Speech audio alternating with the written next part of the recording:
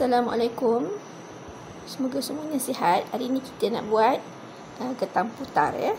Okey. Kita dah rebus kentang. Iris nipis-nipis kita rebus. Kita nak masukkan cube pati ayam. Nanti kita nak renyek ya.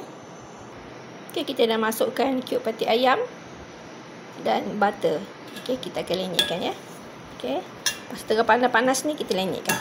Okey. Kita lenyekkan. Nanti kita akan letakkan susu. Okay, kita dah lenyek-lenyek macam ni. Okay, kita akan campurkan susu ya. Susu dah seledi ni ya. Seledi segar ni. Okay, kita letak sedikit-sikit lah. Mesti letak butter cup tau. Jangan letak margarine, tak sedap. Letak sikit-sikit dulu. Kita akan kacau ya. Kita akan kacau. Okay, kita dah kacau macam ni. Tambah sikit lagi susu. Kita dah rasa ya. Okey. Tengok ya, sudah jadi gebu macam ni. Okey. Kita boleh simpan dalam bekas, tak dalam peti.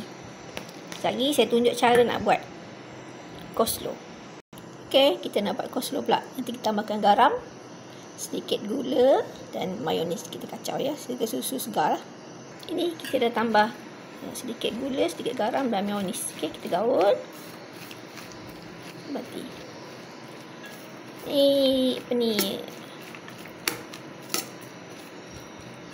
Gobis ni kita guna gobis yang rangup tu ya.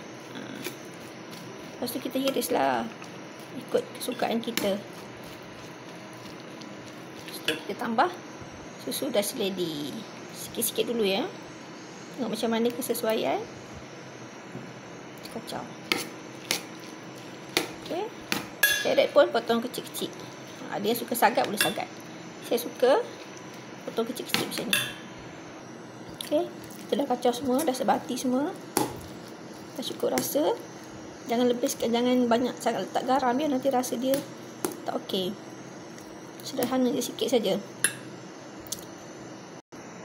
Okey, inilah hasilnya kentang putar kita daripada 4 biji kentang. Dia dapat banyak ni. Ini juga coleslaw, 1 biji carrot dengan suku kobis ya. Okey, ini kuah dia. Okey, siapa nak tengok cara buat kuah dia boleh scroll di video saya yang sebelum ni ya. Selamat mencuba semua. Assalamualaikum. Terima kasih.